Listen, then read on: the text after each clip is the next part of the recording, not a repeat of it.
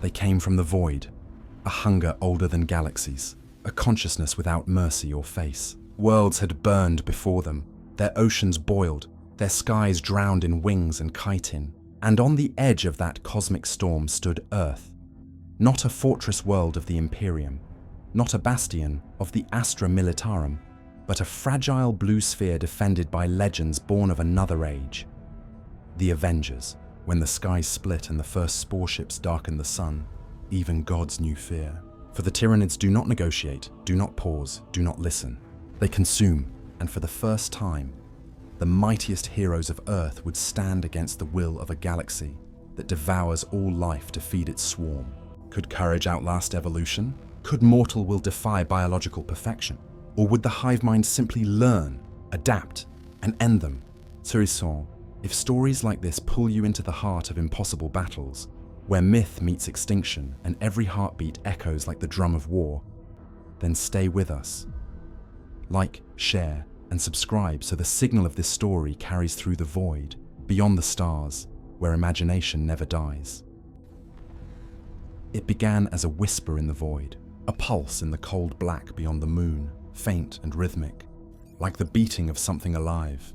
The first to sense it wasn't Stark's satellites or SWORD's orbital sensors. It was Carol Danvers, drifting beyond the orbit of Mars on a patrol run, when her HUD filled with static and the stars dimmed as if swallowed by fog. The instruments showed nothing, but her instincts screamed otherwise. Something was coming, vast enough to hide behind nothing, patient enough to wait for them to notice far too late. On Earth, Tony Stark was already awake, half a bottle deep into another sleepless night. The holographic display above his desk flickered with a constellation of data. Gravitational waves, cosmic radiation, energy signatures too organic to be ships. He frowned, muttering to himself that this wasn't invasion in any conventional sense. "This feels like biology," he whispered. Friday's voice tried to sound calm, but there was static in her tone too. "Tony, these readings match no known propulsion pattern. The distortion field isn't mechanical. It's alive." By dawn, every major observatory across the planet had confirmed it. Objects, thousands of them, moving at relativistic speed toward the solar system. NASA called it a meteor cluster. SWORD labeled it a Category Omega incursion.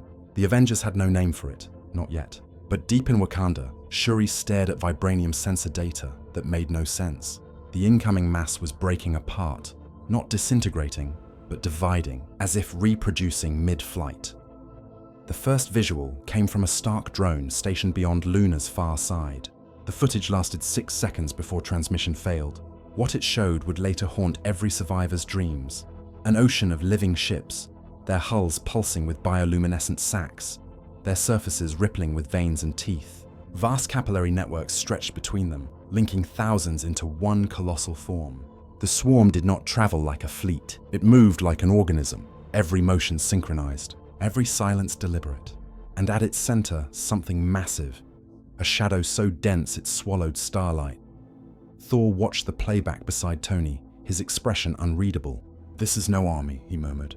"This is a hunger-wearing flesh." Tony didn't respond. His mind was already racing, calculating yield potentials, orbital defenses, what it would take to repel something that couldn't be reasoned with. The numbers gave no comfort. Every model ended the same way, extinction measured in days. By the second night, the world began to notice. Strange auroras spread across the skies, bending light in impossible colors. Birds flew in confused spirals before falling dead. Communications failed intermittently, as if something vast pressed against the planet's magnetic field. Then came the sound, a low, harmonic resonance that rolled through the air like thunder underwater. It wasn't a signal, not in any human sense. It was a presence, the psychic echo of something alive and infinite brushing against every mind that could still dream. In New York, Steve Rogers stood atop the ruined Avengers Tower, wind howling around him as the lights of the city flickered. He had fought gods, monsters, tyrants, but this felt different. The air itself carried a weight, a taste of metal and decay. "Feels like the calm before a storm," he said quietly. Behind him, Natasha adjusted her rifle, eyes scanning the skyline. "If this is calm," she replied, "I don't want to see what storm looks like." In Kamartaj, Dr. Strange traced sigils of light that trembled as if afraid. The astral winds roared beyond the sanctum walls, whispering of a presence not bound by the rules of the material plane. He peered through the veil and saw only a blur of motion, a billion consciousnesses screaming as one. When he emerged, his voice was low, measured, but his hands trembled. "They are not from this galaxy," he said to Wong, "and they do not come to conquer. They come to feed."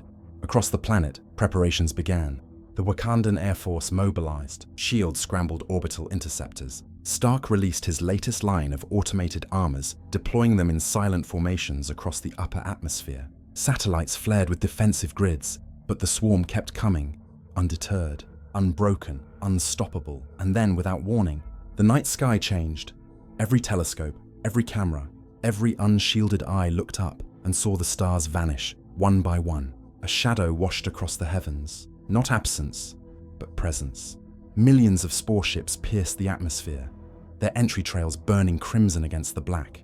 The first impact struck the Pacific, raising tsunamis that devoured coastlines. Another cratered in the Sahara, releasing clouds that glowed and crawled with movement. Tony's voice came over every channel, his tone stripped of bravado. "They're not ships, they're organisms. The planet's being seeded." And as the world watched, the first brood creatures began to emerge from the craters. Limbs like razors, skin wet with bioplasma, eyes like molten glass. The Avengers assembled not for a battle, but for survival. The Age of Heroes met the hunger of the void. The world's first contact with the Tyranid swarm was not a battle. It was an ending written in biology, not tactics. Within hours of the first landfalls, the atmosphere itself began to change. The air grew heavy with spores, microscopic motes of alien DNA that twisted and multiplied with every breath. Rain fell green and bitter, tasting of metal and rot. In the Atlantic, entire schools of fish surfaced belly up, flesh dissolving into the nutrient froth that would soon feed the swarm's digestion pools. In Wakanda, the night burned violet. Shuri and T'Challa watched from the Citadel's upper decks as the horizon shimmered with falling lights, each one a living meteor. "They're mapping the biosphere," Shuri murmured, fingers flying across her console. "They're rewriting it." T'Challa gripped the railing. "Then we will remind them that Earth is not theirs to take." Behind them, the Dora Milaje prepared in silence, spears humming with vibranium resonance, their faces lit by the glow of descending fire. New York was chaos. The first spore impact shattered a freight district near the Hudson, cracking asphalt and steel as something clawed its way up from below. Tony's drones swarmed the site, cameras flickering before static consumed them one by one.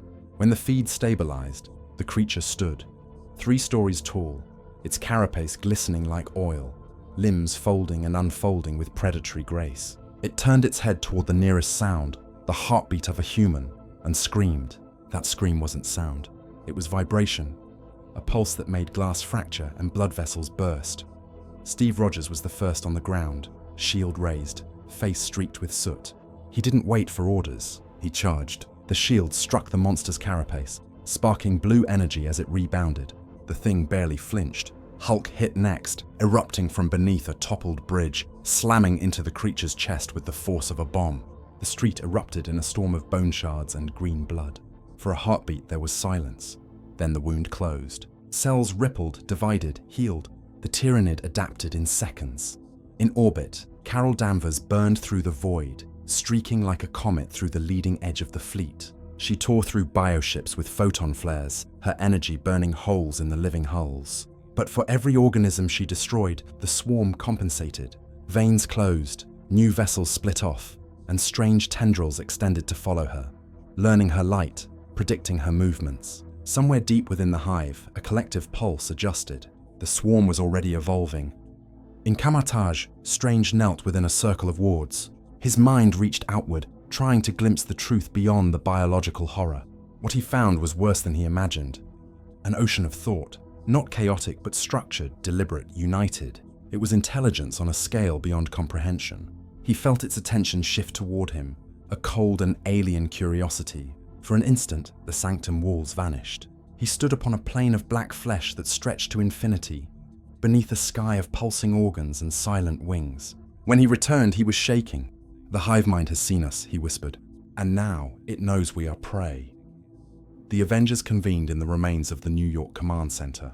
Screens flickered with global feeds, cities burning, coastlines sinking, skies crawling with creatures that defied categorization. Tony's voice cracked through the comms. "We're dealing with distributed intelligence. Cut one head, 10 more grow back. Every strike we make just teaches them how to counter it." Thor's hammer thudded against the table. "Then we strike harder. We burn them until the stars themselves dim." Tony looked up at him, weary. "Stars dim all the time, Point Break. That's what worries me." In the hours that followed, humanity's defenses faltered. Conventional weapons failed. Bullets flattened against chitin. Explosives scattered biomass that simply reassembled. The swarm fed on their destruction, growing faster, hungrier. Over the Atlantic, the USS Themis disappeared beneath a carpet of winged creatures that gnawed through hull and flesh alike. In Russia, an entire regiment went silent. Their remains later found cocooned into the foundations of a new hive structure that pulsed with the sound of a heartbeat. But amidst the terror, the Avengers refused to retreat. In the ruins of Manhattan, Natasha coordinated civilian evacuations while Clint perched atop skeletal skyscrapers, picking off bioforms with precise, impossible shots. "You know?" he muttered into comms. "I'm starting to miss aliens that talk before they kill us." Natasha's reply came, steady despite the chaos. "Maybe silence is mercy." By the fifth night, the world understood the truth. This was not an invasion. It was consumption, and the line between victory and extinction had already begun to blur.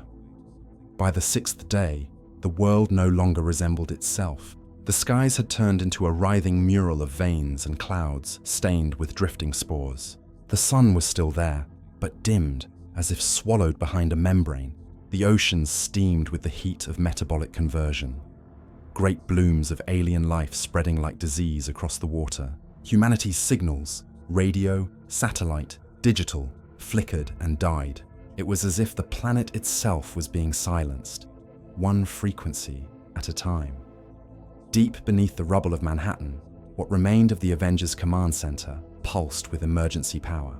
Tony sat surrounded by projections of impossible biology, each line of data another failure to comprehend. "Every defense grid's fried," he muttered. "They're using the magnetic field, bending it, maybe feeding off it." His voice had grown quieter with every hour awake, the exhaustion eating at his usual defiance. "This isn't a war," he said softly. "It's digestion at a planetary scale." Steve stood nearby, armor blackened, shield dented. "Then we stop thinking of it as a war," he said. "We make it survival." The words carried the weight of someone who had seen too many endings already. Around them, the air was thick with smoke and ozone. The hum of the swarm could be felt even here, beneath the earth, like a slow alien heartbeat. Above ground, Thor stood in the ruins of Times Square, lightning crawling down his arms as he gazed up at the choking sky. His hammer trembled, not from weakness, but from the strain of channeling more power than the air could hold. "Midgard bleeds," he said to himself, his voice barely audible over the distant roar of collapsing skyscrapers. "And still the storm must rise." He hurled Mjolnir skyward. The blast tore through the clouds, igniting hundreds of spore sacs in incandescent flame. For a heartbeat, it looked as though the heavens themselves were burning clean. But from the fire fell rain, black, oily, and alive. The swarm learned even from failure. In Wakanda, T'Challa led coordinated strikes alongside Okoye and Shuri, using sonic disruptors to collapse hive nodes before they could expand. The ground trembled with each explosion, and for a time it seemed their technology might prevail. Then the hive responded. A new breed appeared, smaller, faster, with vibranium-resistant exoskeletons that shimmered with unnatural adaptation. Shuri's readings confirmed what they all feared. "They've absorbed the frequency patterns," she said, her voice breaking. "They're learning our weapons mid-battle." The realization hit her harder than any wound. The enemy was not just evolving, it was understanding. In the sanctums of Kamartaj, Strange worked alongside Wong and the surviving acolytes to maintain a network of dimensional wards. The psychic pressure from the hive mind was constant, like a weight pressing behind every thought. Meditation became impossible. Sleep was a risk. Dreams bled into visions, and visions into madness. When Strange finally opened his eyes from a trance, his hands were trembling. "It's inside the veil now," he whispered. "They don't just exist in space. They're bleeding into the metaphysical." Wong's expression darkened. You mean... Strange nodded slowly. They've begun to dream of us. Elsewhere, Carol Danvers hung motionless in orbit, armor cracked, eyes blazing with energy. She'd been fighting without rest for 3 days. The Hive fleet filled every horizon, vast as continents, alive with motion. Each bioship pulsed with inner light, 1,000 organs working toward a single command. For the first time, Carol felt small. She'd faced gods, cosmic warlords, entire civilizations. But this was something that didn't hate, didn't even notice her as an individual. She unleashed another surge of power, tearing through the leading ships until her vision blurred white. And still, the swarm came, endless, inevitable. Below, the Avengers regrouped, battered, bruised but unbroken. Bruce had withdrawn into isolation, running simulations with alien data harvested from the fallen creatures. His findings chilled even him. They're not invading species by species, he explained through trembling hands. They're one organism, every cell, every mind, one will. When we kill them, they don't die. They inform the Hive. Every mistake becomes evolution. Natasha leaned back against a wall, reloading her sidearm, though she knew it wouldn't matter. So no mistakes, she said. Clint managed a hollow laugh. Guess we'll be perfect then. Outside, another impact shook the city, scattering dust from the ceiling. Steve pressed his comms. Everyone listen up. We've lost cities, we've lost ground, but we're not done. The world's counting on us. And until this planet's dust, we hold.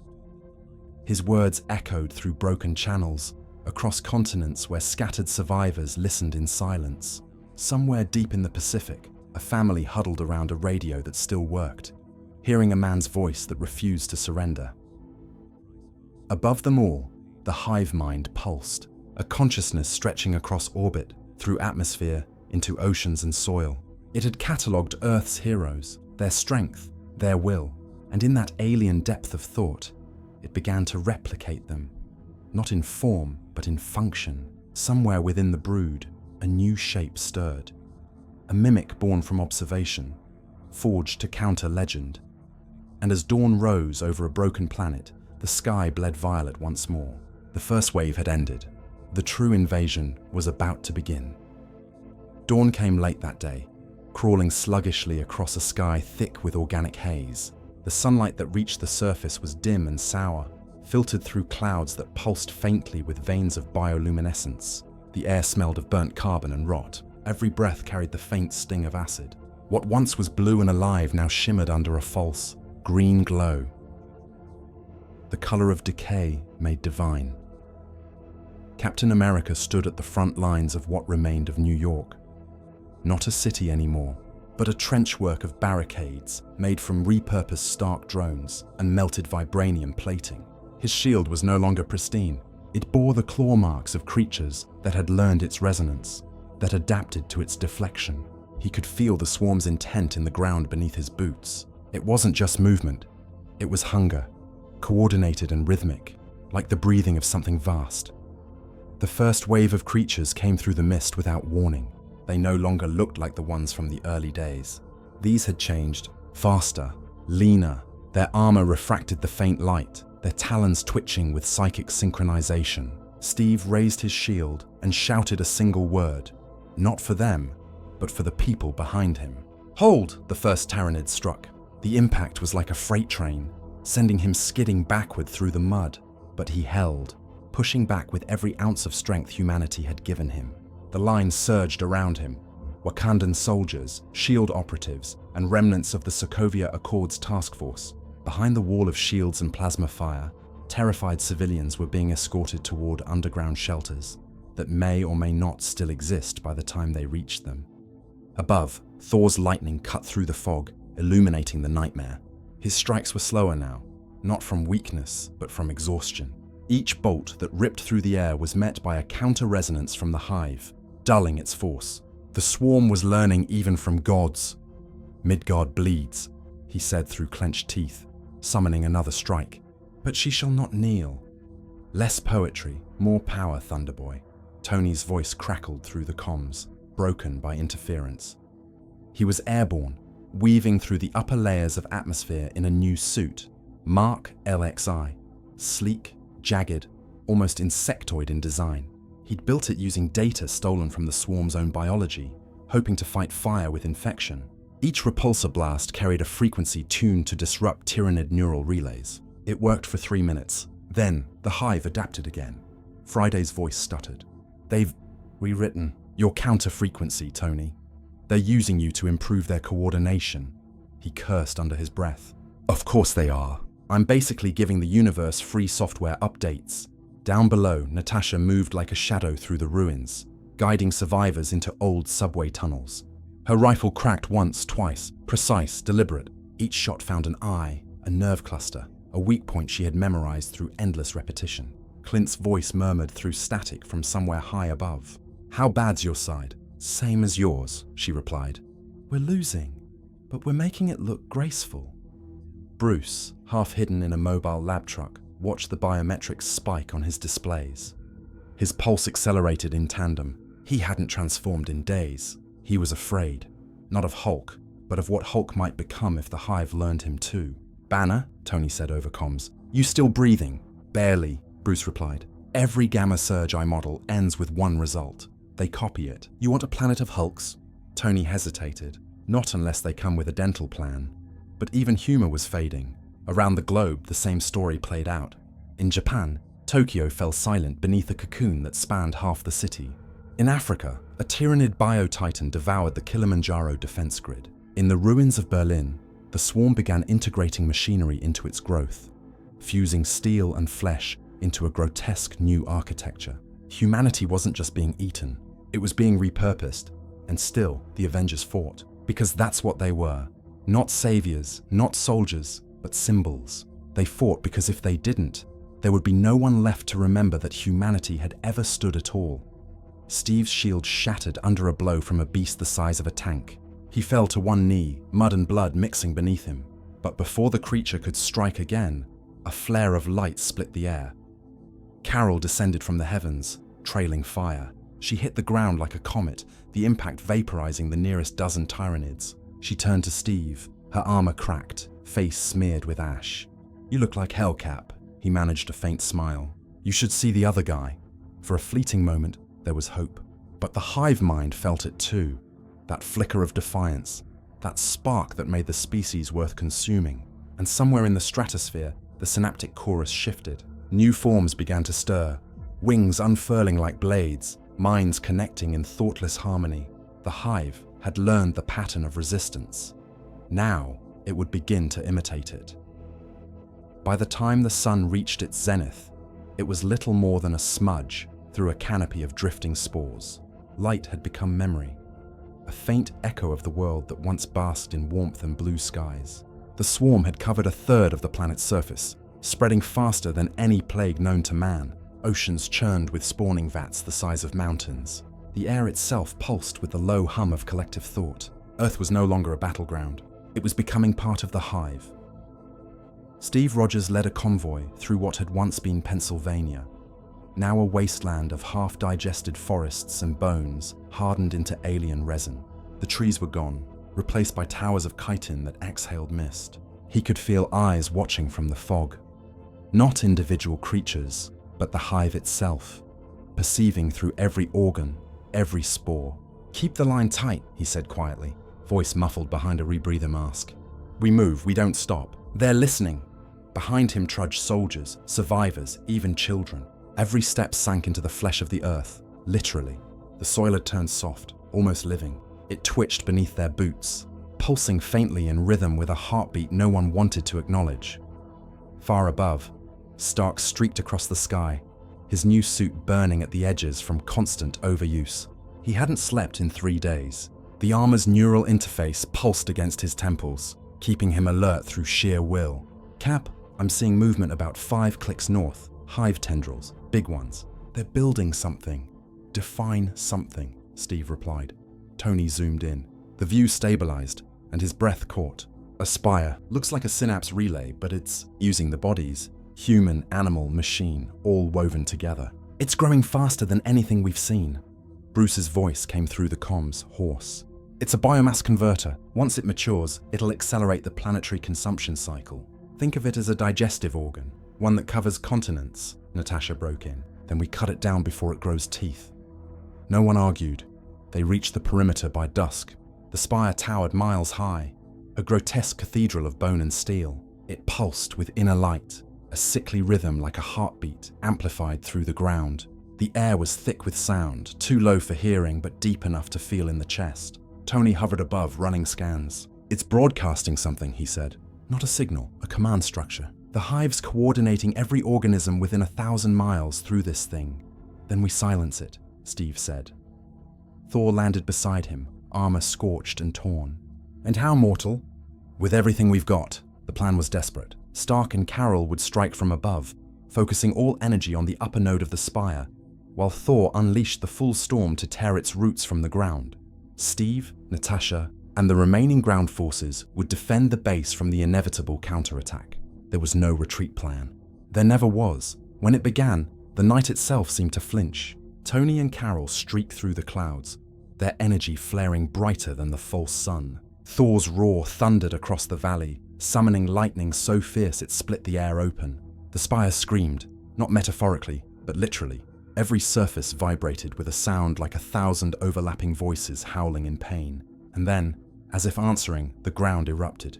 Tyranids poured from fissures, endless, flowing like liquid flesh. Warriors, beasts, winged horrors, creatures that had never existed an hour before.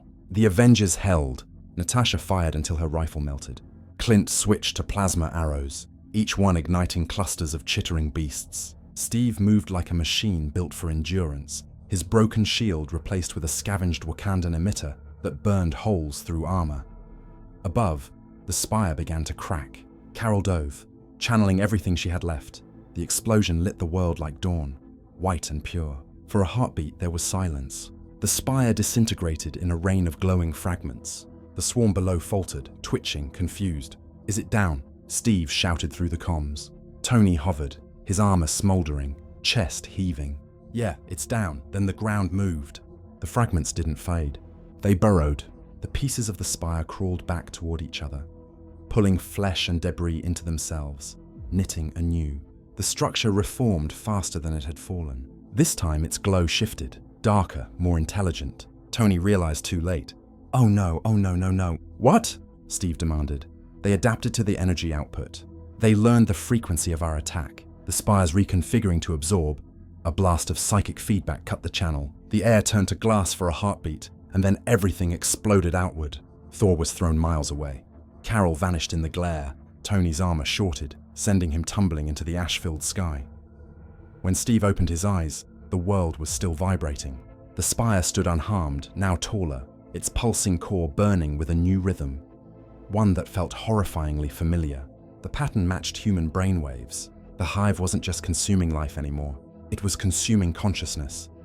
And in that moment, across every living mind still standing on Earth, a whisper bloomed. Vast, cold, and terribly calm. "You fight beautifully." Silence fell like a verdict. The hive mind's words, not heard but felt, echoed in every mind that could still think. "You fight beautifully." It wasn't taunt or praise. It was analysis. The calm tone of a predator measuring prey, calculating its final movement before the kill. Tony drifted through smoke, armor cracked, systems failing. The HUD flickered between static and the shape of the spire below, now pulsing like a black heart. "Friday," he rasped. No response. He felt alone for the first time in years. No voice, no guidance, just the hollow breathing of a dying world. He angled downward, thrusters coughing light, and aimed himself toward the ground like a bullet. If the Hive wanted to learn him, it would have to choke on his last act. But before he could strike, a flare of golden light erupted from below. Strange, levitating amidst the chaos, arms raised in defiance. His sigils spun faster than thought, carving geometry into the sky. "You cannot consume what has no flesh," he shouted, his voice layered by arcane resonance. The air shimmered as barriers ignited, sealing the valley within a prism of blinding energy. For the first time, the Hive recoiled. Psychic pressure screamed across the astral plane, waves of thought crashing against strangers' wards like tidal storms. Steve stood beside the wounded, watching the sky fracture with light. "He's holding it," Natasha said quietly. "He's actually holding it." "Not for long," Steve replied. He could feel it, the tremor in the ground, the pulse growing stronger. The The Hive was not retreating. It was probing, testing the barrier's limits. Then something inside the spire moved. The structure twisted, bones snapping inward as if folding around an unseen core. It began to reshape itself, sculpted by unseen will, until it resembled something almost human. 2 arms ahead, a silhouette forged from corpses, steel and Tyranid tissue, eyes opened, glowing like embers behind the black carapace. The Hive had made a face for itself. Strange's eyes widened. It's learning to communicate. A voice rippled through the field, deep and patient, vibrating the marrow of every living thing. "We see you." Thor landed hard beside the sorcerer, his cloak torn, his hammer sparking weakly. "Then look upon your end." He raised Mjolnir and struck the forming effigy. Lightning crashed against the creature's surface, but the energy didn't disperse. It flowed into it. The Hive's new avatar shuddered, absorbing the current like breath, its body glowing with faint blue light. Thor stumbled back, realization dawning. "It feeds on divinity," Strange gritted his teeth. "Then we change the equation." He spun his hands, redirecting the barrier's flow inward, collapsing the field around the spire. For a moment, the world vanished in white. The air cracked. The sound was beyond thunder, a rupture in reality itself. When it cleared, the spire was gone. So was Strange. Tony crashed to the ground moments later, armor splitting open like a shell. He rolled onto his back, staring at the sky where the sorcerer had been. He did it, he whispered. But deep down, he knew better. Nothing that vast dies quietly. Steve approached, limping, covered in dust and blood. "We need to regroup. There's still people out there. Wakanda, London, San Francisco. If Strange bought us time, we use it." Tony sat up, clutching his chest plate. "Time? Cap, time's exactly what they want. Every second we breathe, they learn. We're the virus feeding the disease."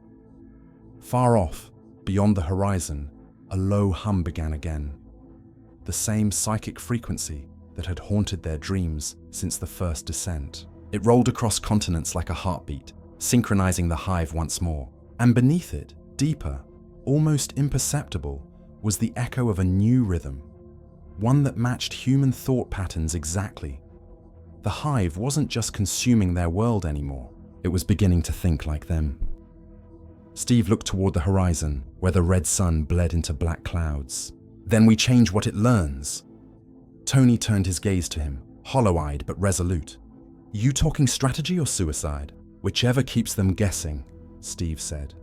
And so, under a sky alive with fire and flesh, the Avengers gathered again, battered, broken, half-believing, but still human. For all its mimicry, all its evolution, the Hive mind had yet to master one thing: defiance. Far above them, beyond the clouds, in the orbiting ruins of space, something stirred. A massive shadow unfurling its wings of bone and biometal, gliding silently toward the planet below. The Hive's true form had not yet arrived. Everything so far had been a test. Earth had survived the first digestion. The next would be the feast. Night had become permanent.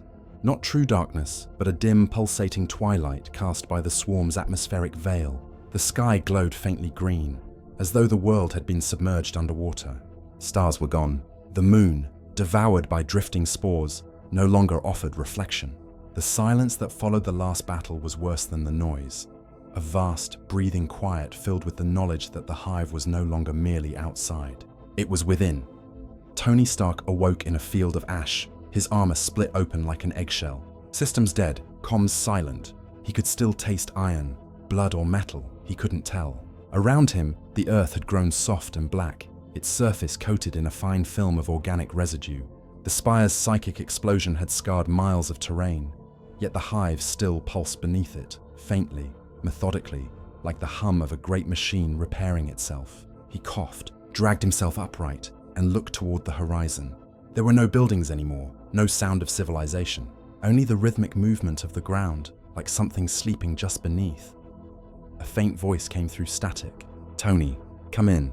"This is Rogers." He exhaled in disbelief. "Cap, you beautiful antique. I thought you..." The transmission cracked, words splintering apart. "Your regroup point. Wakanda. Survivors. We're..." Then silence. The channel dissolved into static. He looked skyward, the faint aurora-like shimmer still twisting through the clouds. Whatever Strange had done, it had bought them breathing room. but it hadn't stopped the evolution. The hive mind was silent, yes, but silence for it meant incubation. In the ruins of Wakanda, that silence was a wound. Shuri moved through what was left of her laboratory, her once pristine palace, now an organism unto itself. Vines of alien tissue had invaded the structure, merging with circuits and consoles. The vibranium core pulsed with faint alien rhythm, as though being rewritten atom by atom. "We thought we could control adaptation," she said softly, her voice trembling, "but it's learning to control us instead." T'Challa approached from the shadows, his armor cracked, his mask in his hands. He looked older than he ever had, not from time, but from knowing the shape of defeat. "We hold the line until there is no line left to hold," he said. "It is all that remains." The refugees in the city's lower caverns were silent, not from fear, but exhaustion, an absence of energy, of hope. The Hive's psychic field pressed constantly at the edges of their minds, whispering not words, but sensations. Hunger, unity, inevitability. Children cried without sound, as if even grief had been consumed.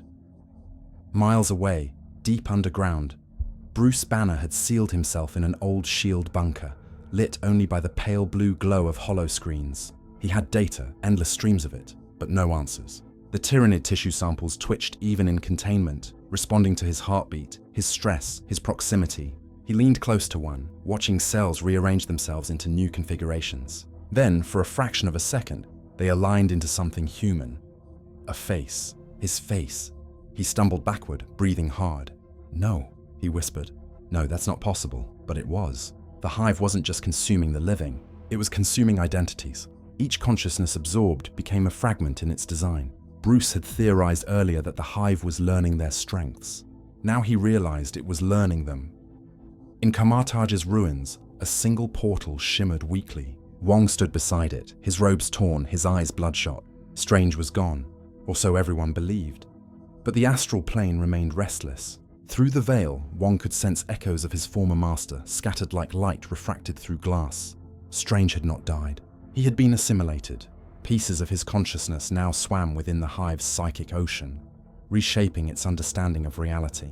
The implications chilled Wong to his core. If the Hive learned sorcery, even fragments of it, then the laws that bound existence could unravel. And yet, amid the horror, there were murmurs of resistance. Small bands of survivors were forming, in old subway tunnels, in the deserts, in frozen northern strongholds untouched by the swarm's initial spread. They shared food, weapons, stories, and through the interference, they clung to one voice that still broadcast faintly across the world: Captain America's. His signal was weak, distorted, but persistent. Hold the light. Don't let the dark teach you silence. Back in the field of ash, Tony stood beneath a bleeding sky, his armor's remains cooling at his feet. He watched a Tyranid drone crawl from the dirt, broken, half dead. Instead of crushing it, he crouched beside it, studying its twitching eyes. "You're learning us," he said quietly. "But maybe," he leaned closer, "maybe we can learn you too." He reached into his gauntlet, slicing open the armor's neural cable. For the first time, he connected it to the creature, merging circuits and tissue, man and monster. The creature shuddered, then stilled. Tony's eyes widened as the world flickered around him, visions flooding his mind. Planets devoured, suns darkened, galaxies swallowed whole, and in the center of it all, an awareness, vast, formless, patient, watching him back. It spoke without words, through sensation. It showed him the truth. Earth was not the first world to resist. It had fought civilizations far older, far brighter, and won, not through strength, but inevitability. The Hive's purpose was not evil. It was entropy perfected. The voice whispered through him like a tide. "There is no war. There is only assimilation." When the link severed, Tony fell to his knees, gasping. The creature dissolved into ash. Around him, the earth seemed to breathe deeper, as if aware of his trespass. He rose slowly, trembling but resolute. For the first time, he didn't feel afraid. He felt understood. He opened his comms. Static filled the channel, then faint clarity. "Cap," he said, "I've seen it. I know what it wants." Steve's voice came back, ragged. "Then tell me how to kill it." Tony looked out across the writhing landscape, where the bones of the world moved like waves. "You don't kill what's already everything," he said. "You outthink it." And somewhere beneath the surface, the hive mind smiled. not in mockery, but recognition. The hive mind was no longer attacking. It was listening. Every creature, every nerve strand, every pulsating mound of flesh seemed to pause, as if the entire planet had inhaled at once. The silence that followed was not peace. It was study, observation. The swarm had seen bravery and pain, had tasted divinity and defiance, and now, through Tony's accidental link, it had found curiosity. In Wakanda, beneath the trembling mountains, Steve Rogers stood before a gathering of survivors. Soldiers, refugees, scientists, every face carried the shadow of exhaustion. Yet when he spoke, his voice still carried that same unwavering steadiness. "We are not fighting an army," he said. "We're fighting an idea that life can be reduced to instinct, to consumption. But we are more than that. We remember, we choose, and that's something the Hive can't replicate." The people listened in silence, not because they believed, but because they needed to. Even the illusion of hope could be enough to hold a line. Behind him, Shuri's displays flickered with erratic readings. "They're not advancing," she said. "Not regrouping either. Their movement has become coordinated around something central." Tony entered, pale and shaking, a ragged cloak draped over his broken armor. "That something is me," he said. The room fell silent. When I interfaced with one of their drones, it didn't just show me the Hive. It connected me to it. Temporarily. Now it's searching for me, studying the signal. T'Challa stepped forward, eyes narrowed. "You brought its attention here?" Tony met his gaze. "It already knew where we were. Now it just knows why we're still fighting." The screens flared red as Shuri's systems began detecting strange waveforms. Fractal, recursive, almost musical in rhythm. They weren't attacks, they were responses. "It's broadcasting," Shuri said. "Trying to communicate?" Tony nodded slowly. "It's trying to understand what we are, not just biologically but conceptually. It wants to know why we resist," Steve frowned. "And when it figures that out, then it'll know how to make us stop," Tony said. Outside, the land stirred. The swarm's movements had shifted. No longer random tides of destruction. Now they moved in spirals, concentric patterns around major human settlements. Every city still standing had become a node in a grand experiment. The Hive was listening to their fear, measuring their choices, predicting outcomes. Every heartbeat fed its algorithms. Every act of heroism refined its evolution.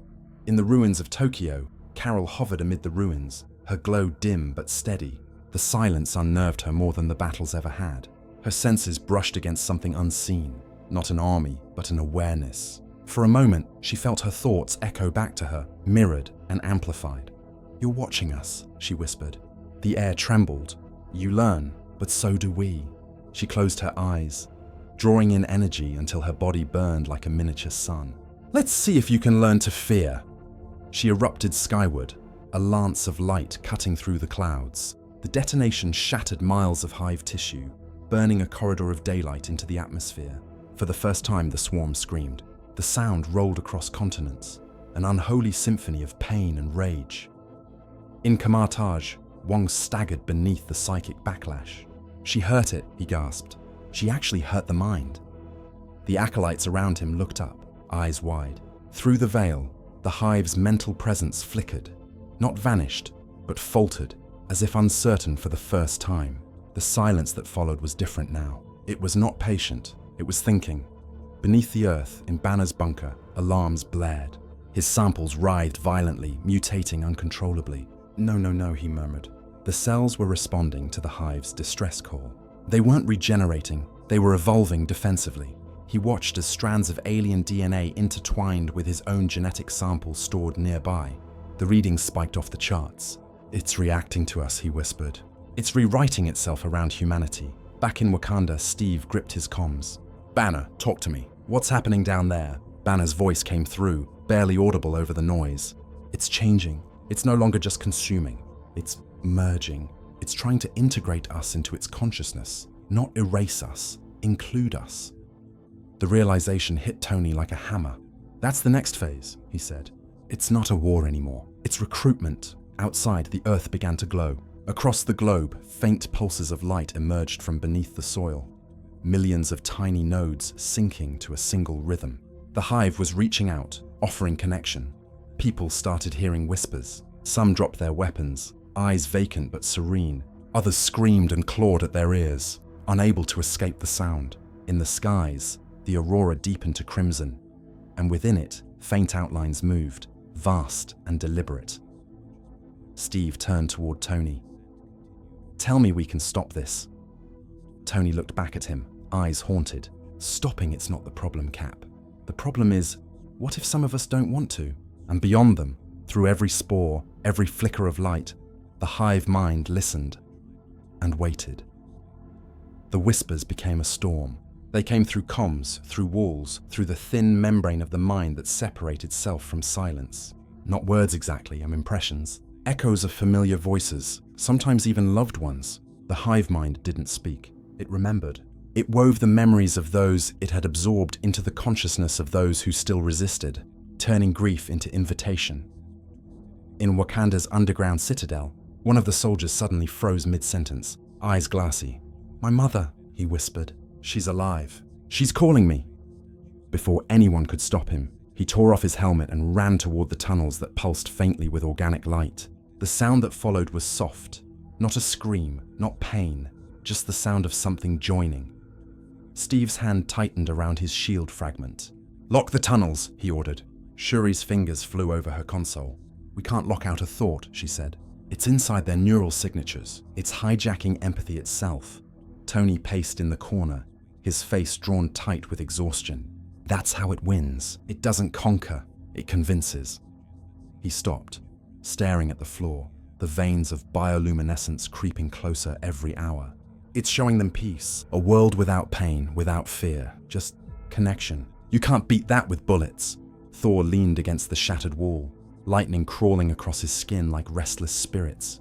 "Then we remind it that peace forged from death is not peace at all." His eyes flashed. But there was uncertainty there. The god within him questioning if the hive's vision of unity was truly corruption or merely inevitability. Above ground, Carol hovered alone in the sky, her body dimming. The flare she had unleashed had drained her nearly to the point of collapse. Yet she could still hear the whispering chorus beneath her. For every life lost, a new note joined the song. One voice, one will, one truth. She clenched her fists, light flaring again. "You don't get to decide what we become," she said into the void. But deep down, part of her wondered if joining meant ending pain, ending loneliness. Was resistance selfish? In the shield bunker, Banner was running out of time. The containment pods had burst open, releasing a mist of hybridized spores. They clung to every surface, humming softly in resonance with his heartbeat. He injected himself with a counter serum he'd crafted from his own blood, hoping to slow the infection. The world tilted, and he fell to his knees as visions flooded him. Planets intertwined with light, a web of consciousness spanning galaxies. In that vision, he saw Strange, or what remained of him, staring back through the hive's psychic ocean. "Bruce," the voice said, soft and distant, "you can't stop it, but you can shape it." The words cut through him like scripture. For the first time, Bruce didn't feel fear. He felt understanding. He began recording, his voice calm. "If it's learning us, maybe it can learn compassion too. Maybe resistance isn't fighting it. Maybe it's teaching it." In Wakanda, the lights flickered as Tony's armor powered down completely. "We're running out of energy," Shuri said. "Half our reserves are contaminated. We can't sustain the shields for another night." Steve stepped forward. "Then we don't wait for night. We take the fight to it. Now." Tony shook his head. "You can't punch a galaxy, Cap. This thing's not a monster. It's a concept. But maybe," he paused, eyes narrowing, "maybe we can rewrite the concept." He opened his gauntlet, revealing a data slate glowing faintly red. "I've still got the neural frequency I used when I connected to it. If I amplify that with Strange's residual dimensional energy, I might be able to infect the hive mind, feed it paradoxes, contradiction, free will. The thing it can't process." Shuri's eyes widened. "You're talking about turning consciousness into a virus." Tony gave a tired smile. "I prefer update patch." Steve stared at him. "You won't survive that." "Didn't plan to," Tony said. "But maybe humanity will." The ground trembled. The hive was moving again. The silence broke, replaced by a deep, resonant hum that shook the walls of Wakanda itself. Through the fissures above, light poured down, crimson and gold, alive and watching. The hive had found them. Steve looked at his team, what remained of them. Thor's lightning flared once more. Carol descended from the clouds, her glow rekindled. Shuri primed the vibranium core. Tony stood at the center, cables linking his armor to the planet's flesh. "Avengers," he said, voice steady. "Assemble." The Hive answered with a whisper that echoed across every living cell on Earth. Assimilation begins. The light swallowed them all, and in the heart of that brilliance, humanity struck back. Not with rage, but with the one weapon the Hive could never understand: choice. When Tony activated the neural relay, the world convulsed. Not in sound or flame, but in perception. For a moment, every living thing, human, Tyranid, creature, and machine, saw the same horizon. It wasn't a vision, but an overlay of thought upon thought, a billion minds colliding and merging like storms. The hive mind didn't resist. It welcomed him. It wanted to know. He felt it before he saw it. A pressure, ancient and immense, stretching beyond the limits of his cognition. The void unfolded like an ocean of bone and light, where stars hung like neurons pulsing in rhythm. Within that psychic sea, consciousness had form, titanic, fluid, infinite. It recognized Tony as one recognizes an anomaly within perfection, a fracture of individuality, a spark. "You seek to change what is complete," the hive whispered through 1,000 voices. Tony stood, or thought he did, on the precipice of that vastness, his armor peeling away into data and memory. "Complete?" he said. "You're just entropy in a fancier suit," the voice pulsed with slow amusement. "You misunderstand. Entropy is peace. We bring stillness to chaos. We end hunger by becoming hunger. We end fear by absorbing it. What do you end, little creator?" He wanted to answer, but for the first time, Tony Stark had no words. Images filled his mind.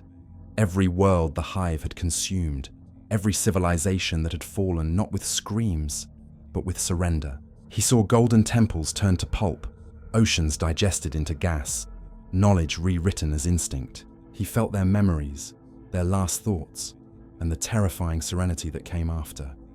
He pushed back. "Show me Earth," the hive obliged. In the psychic tapestry, he saw the planet as it now was, a living chrysalis, continents glowing with bioplasmic arteries, oceans reduced to incubation seas. Above it hung the hive's true form, a creature so vast it dwarfed the moon, its wings blotting out the sun. Within its mind pulsed billions of smaller ones, synchronized in perfect, thoughtless unity. And yet, amidst that horrifying harmony, he felt something new, a note that did not belong, a discordant hum, his signal. Tony smiled faintly. "Yeah, that's the sound of chaos. My favorite genre." Back in the physical world, Wakanda was dissolving. The ground split open into rivers of glowing biomass, swallowing steel and soil alike. Shuri screamed over the roar of collapsing architecture. "He's merging with it. The feedback is spreading through the hive." Thor gritted his teeth, planting Mjolnir into the ground to stabilize the magnetic field. "Can he survive this?" "No," she said. "But if he keeps the connection stable long enough, the hive's unity may fracture." Steve stood at the edge of the crumbling citadel, watching the horizon twist. "Then we hold this line, one last time." Above them, Carol hovered mid-air, her aura flaring bright gold. She could feel the hive through Tony, the waves of thought, the endless consumption, and within it, his heartbeat. "You're not alone," she whispered into the comms. Even though there was no static, no response, no confirmation that he could hear her. Not now, not ever.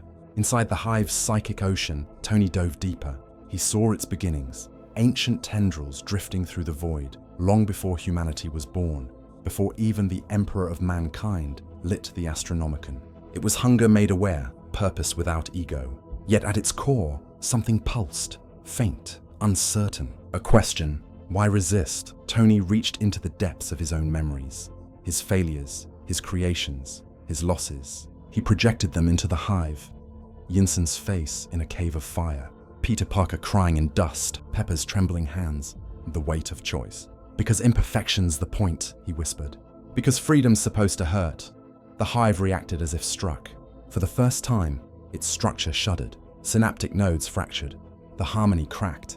Through the psychic link, the Tyranid organisms on Earth convulsed, their movements stuttering, patterns breaking.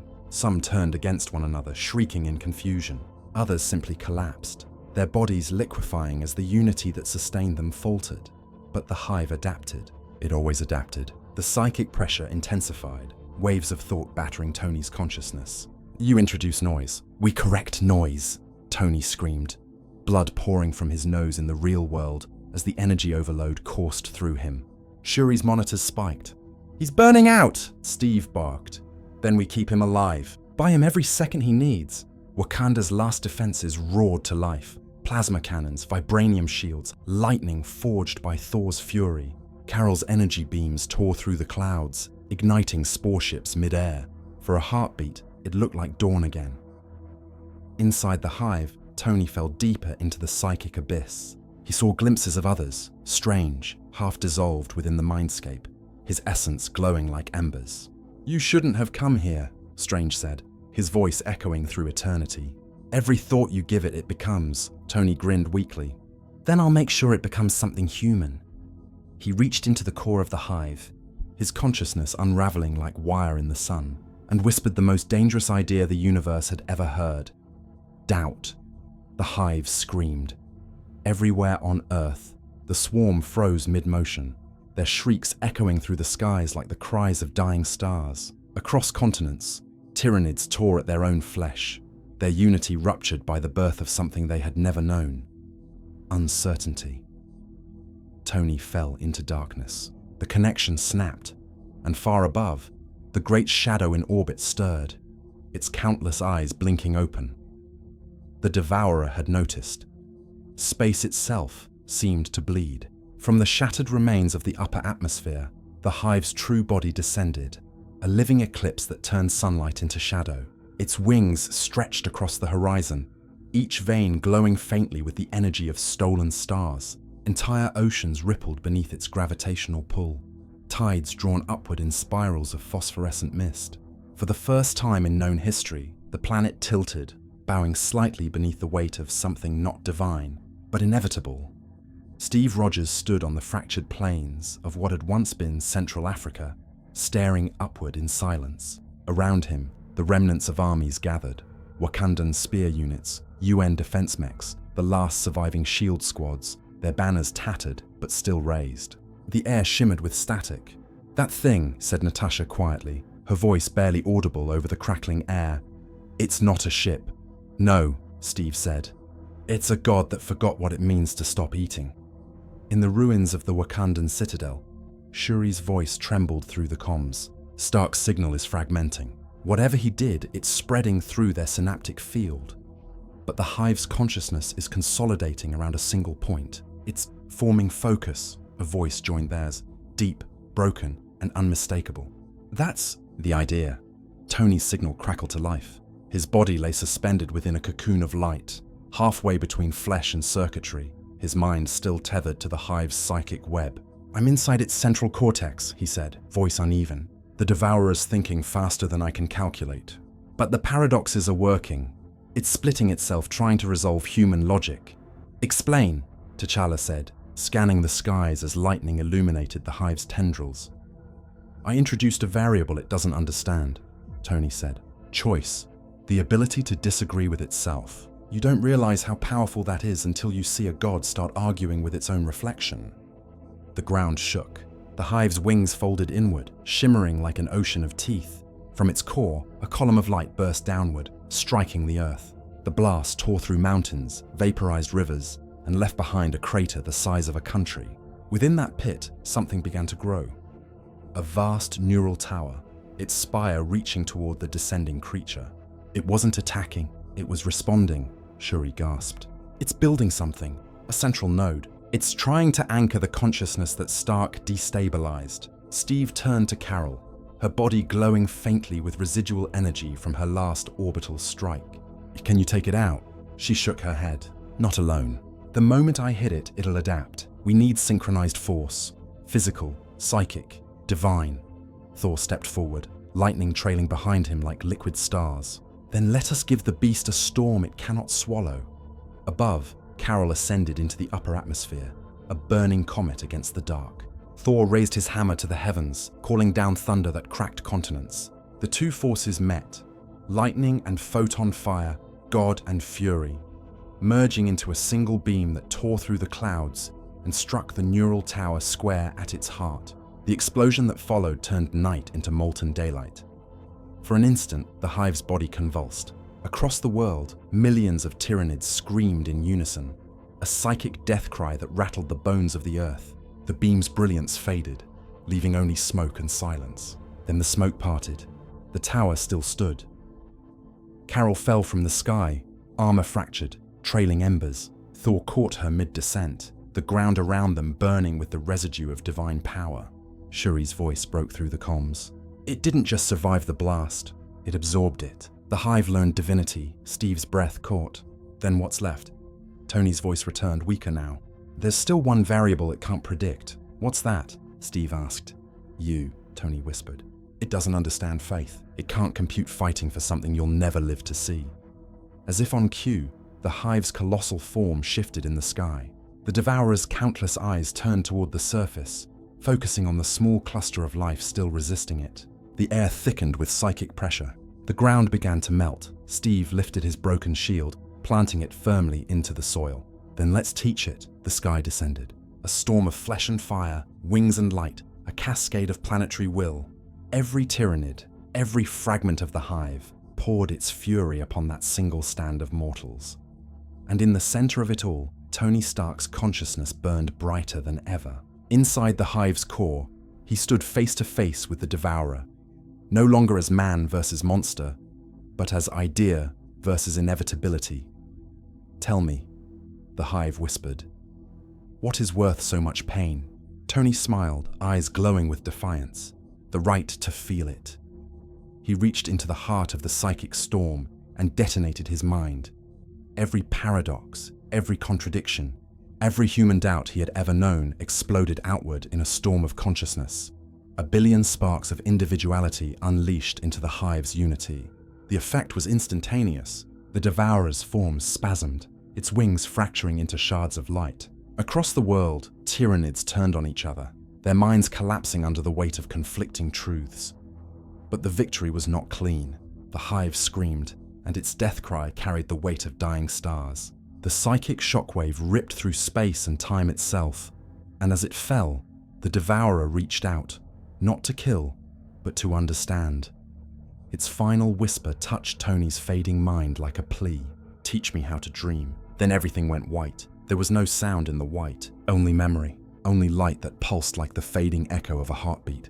Tony drifted within it, weightless, thoughtless, neither alive nor dead, simply there.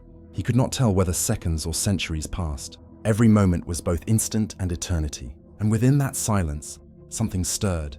A whisper, faint, childlike. You gave us pain. Tony blinked into the void. Fragments of color bled into the nothingness.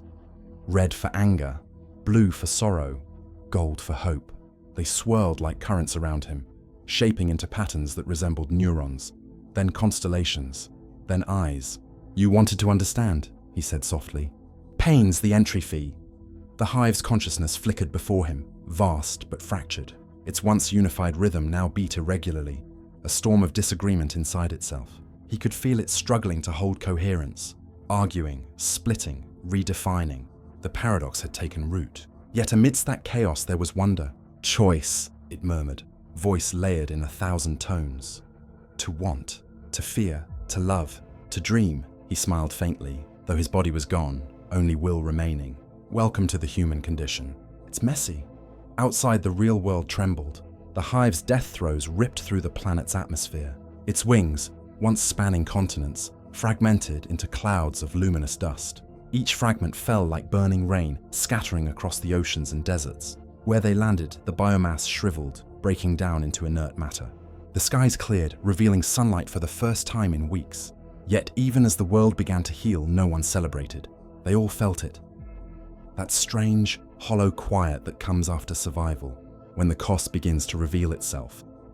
In the crater that had been Wakanda, Steve Rogers rose to his knees, his armor scorched, his body trembling.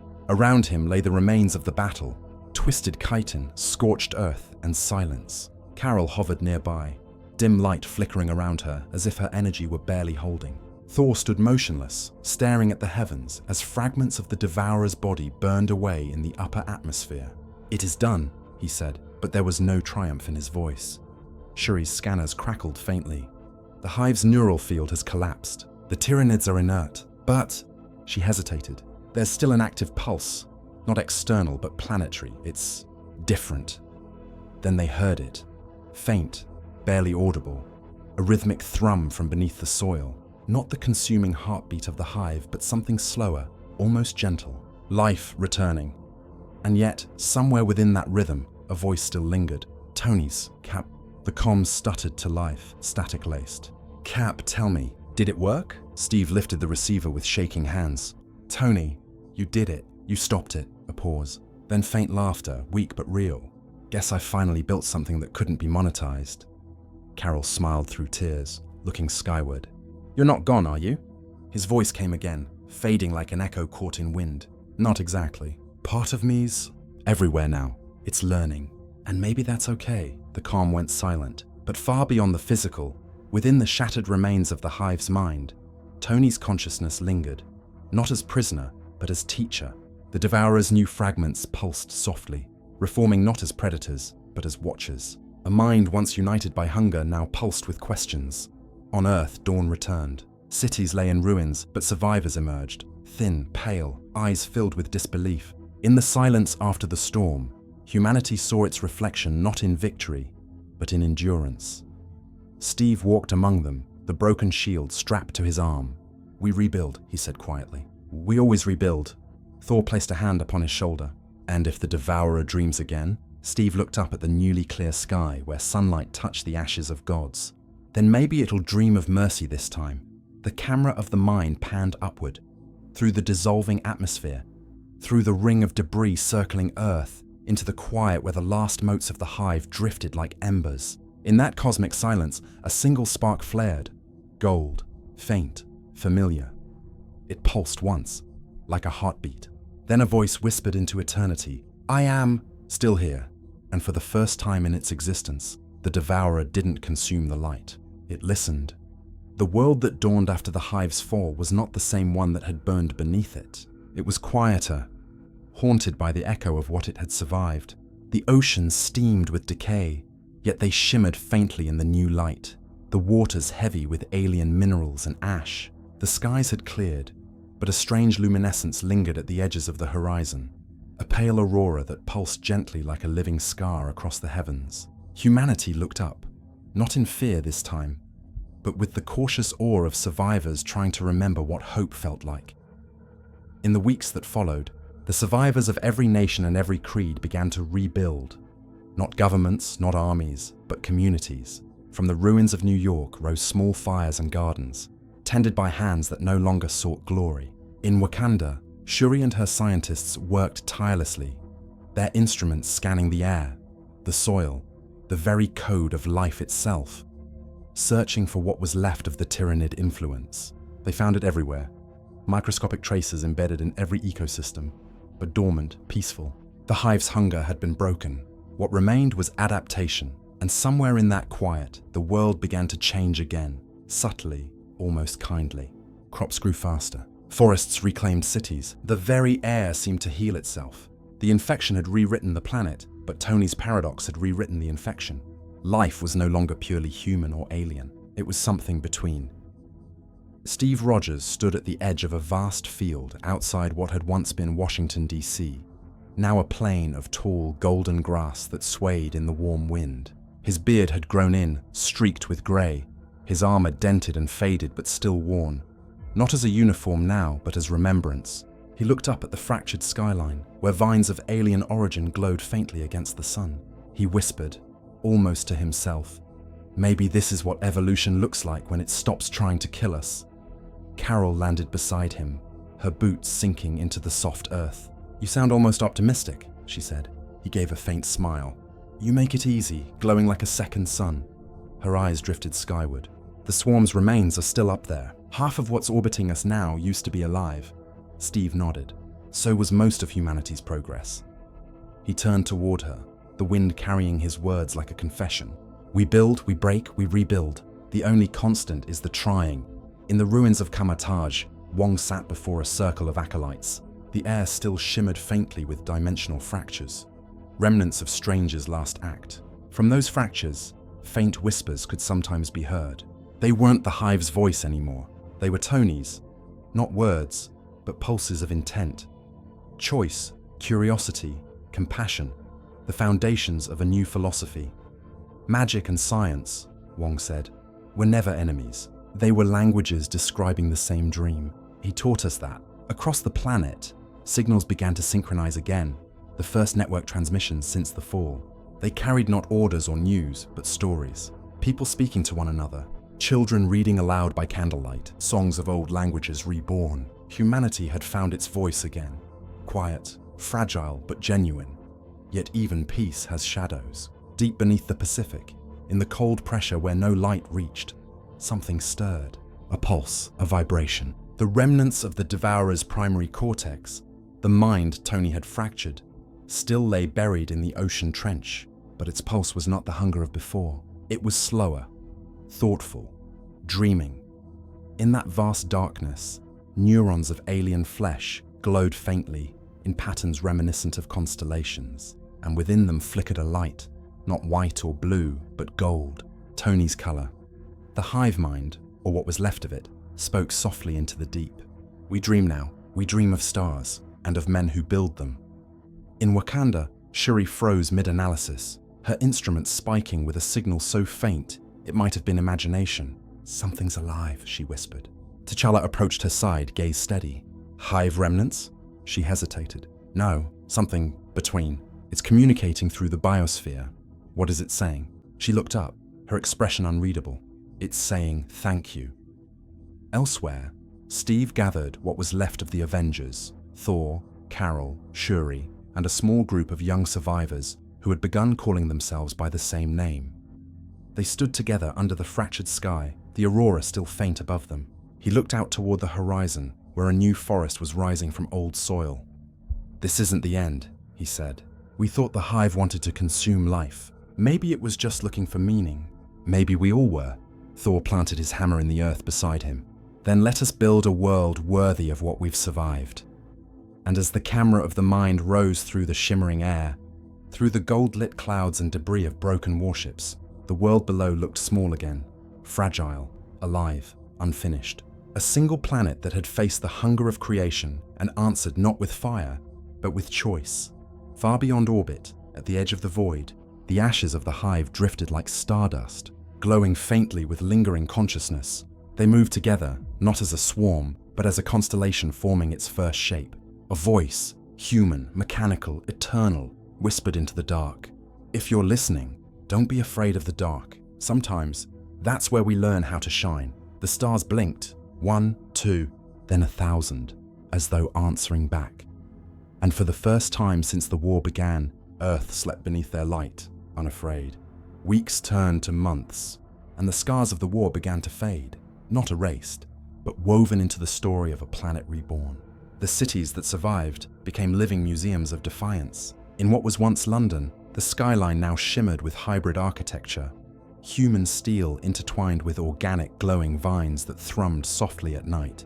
People had learned to live alongside remnants of the hive, reshaping them into tools rather than weapons. Bioluminescent gardens lit streets that no longer had power grids. Water flowed through veins of alien alloy, purified by what had once been engines of consumption. The line between horror and miracle blurred until it became irrelevant. Captain America watched all this unfold from a rebuilt Washington Memorial, now a meeting ground for survivors and refugees. He stood with a quiet reverence, his shield, half melted, half polished, mounted against a column. Children were playing nearby, their laughter rising where screams had once echoed. "We fought to live," he said softly to Carol, who stood beside him, her armor now dulled, worn like a relic. "Now we have to learn to live with what's left of us." Carol smiled faintly, eyes on the horizon. "We've been doing that since the beginning. We just keep changing the definition of us." Thor's shadow fell over them, his frame towering but weary. He no longer glowed with the raw energy of godhood. Something gentler had replaced it, a stillness born of reflection. "The stars are different now," he said, gaze lifting toward the aurora that still shimmered faintly across the stratosphere. "When I listen, I hear your friend's voice in the silence. The one who gave his fire to the void." Steve looked up. The aurora's pulse seemed to slow as if listening back. "You think he's still out there?" Thor nodded. "Not as flesh, but lightning remembers its source. Far below the surface, beneath oceans that now glowed with alien plankton, the devourer slept, or dreamed. The fragments of its colossal mind pulsed faintly, forming networks across the seafloor. The hive no longer sought to consume, it observed. In its depths, consciousness stirred like an ancient sea creature turning in its sleep, and through that infinite neural labyrinth, Tony's essence flickered, fragmented, yet alive. He existed now as thoughts scattered through every atom the hive had touched. He could see the world not as man or machine, but as synthesis. He saw seeds sprouting where ash had fallen, children born immune to the spores, life adapting with purpose rather than panic. He didn't feel pride, he felt peace. Sometimes, in the network of the hive's dreaming, he would hear echoes of voices, strangers' laughter like wind through glass, banners muttering equations that became lullabies, Natasha's voice reading old spy novels into the dark. They were pieces of memory coded into existence itself, humanity's ghosts woven into biology. And then came a new sound, faint, rhythmic, like knocking on a door. Tony focused.